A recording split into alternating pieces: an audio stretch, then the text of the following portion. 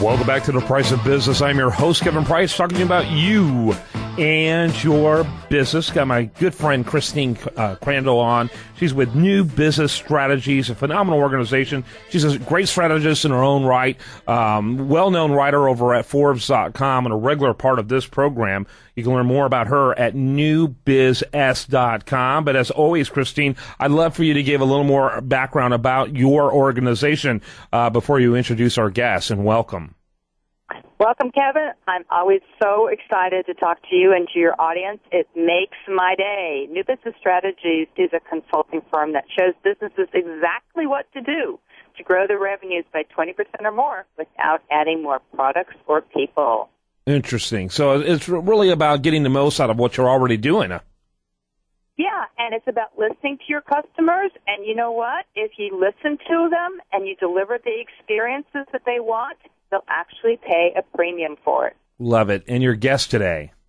I am so thrilled to have Brian Goffman on this show. Brian is an amazing background. He runs enterprise marketing for LinkedIn.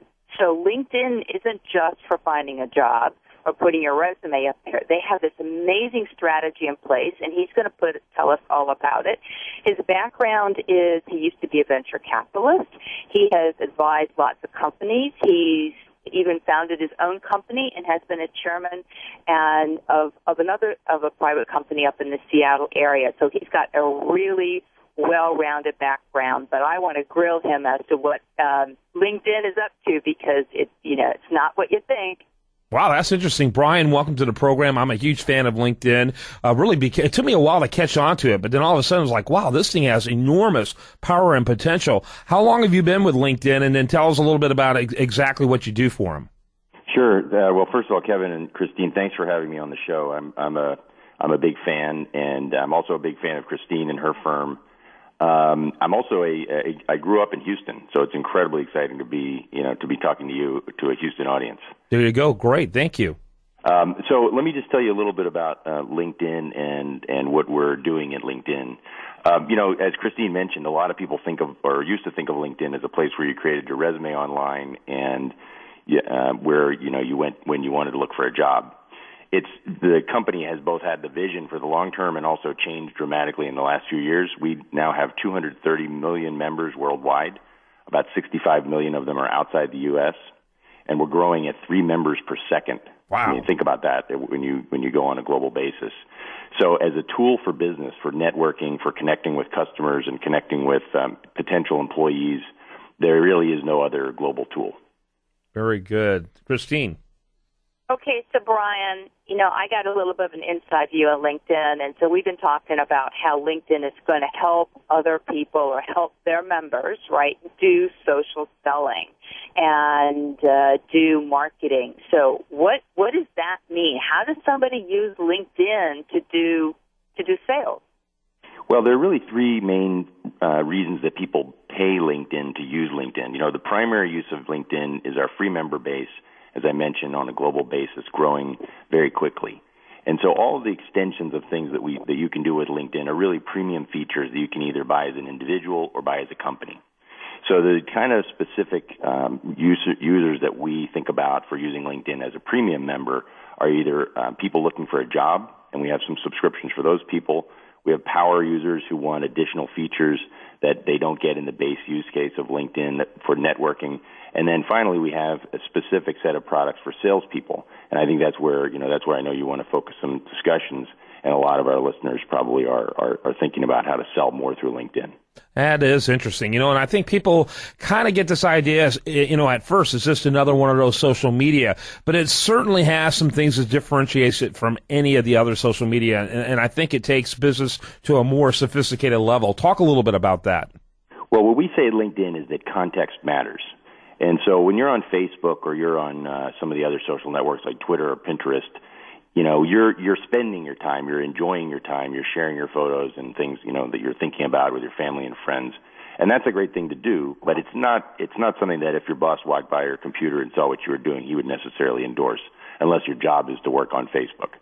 With LinkedIn, your boss will probably think you're investing your time, and you are investing your time in both connecting with other professionals, making yourself better, and potentially, if you're a recruiter or you're a salesperson, actually selling or recruiting employees.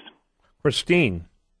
So let's take this to another level here. So there's been a campaign that's been going out that LinkedIn's been promoting about the death of cold calling, and I think everybody that's listening to us, we've either done it or been on the receiving end of it.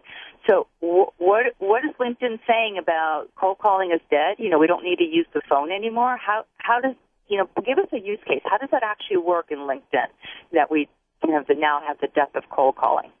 Well, just like a lot of other areas of our life, the internet has changed things, you know, in a fundamental way. And our belief at LinkedIn is that relationships really are the core of business.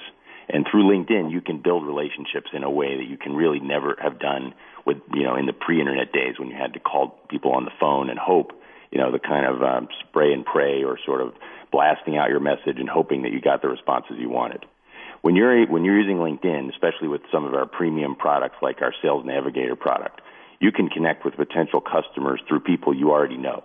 If you're in a larger company, the chances are somebody you're trying to sell to is connected through one of your coworkers. And if you're in a smaller company, chances are one of your peers or colleagues in another company is connected to somebody that you want to talk to. So getting that connection through LinkedIn is a much more powerful way than picking up the phone and calling somebody you don't know. Mm-hmm. You know, I think I missed it when I asked you earlier. How long have you been working with LinkedIn? I've been at LinkedIn about a year. Oh, wow. As Cool. Christine mentioned, I started a company with a partner that was focused on what's now called marketing automation, and we sold this to primarily small businesses. So that company still is, is going strong and serves a variety of businesses around the world. Christine?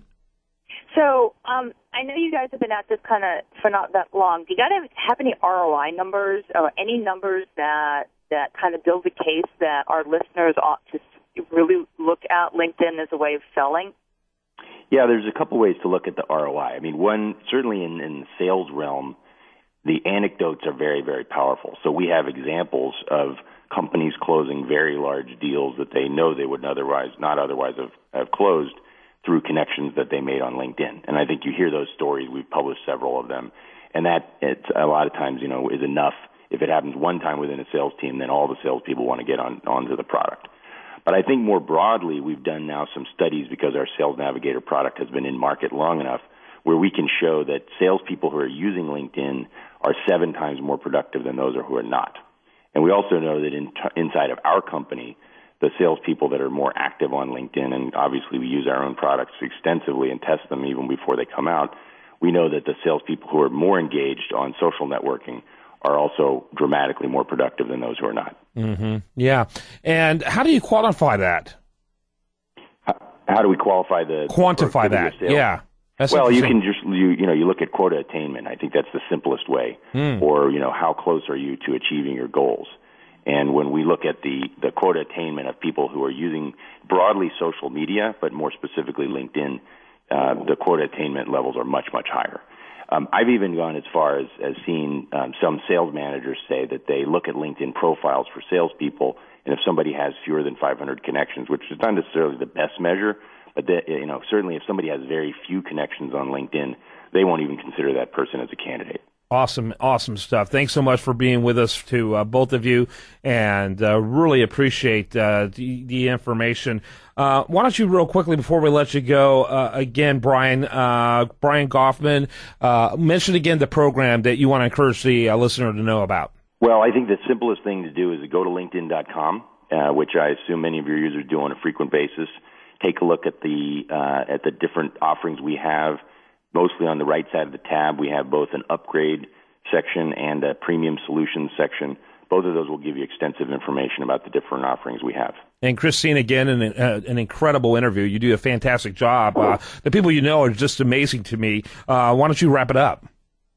Yeah, so thanks, Kevin, and thanks, Brian. And for those of your audience who want to understand how to drive their revenue without adding more people or products, give me a call. I'm at 415-309-7017, or you can find me at NewBizS, that's NEWBIZS.com. Great stuff. When we come back, much more for you. We want to remind you the best content here shows up over there at USDailyReview.com, and you're listening to The Price of Business.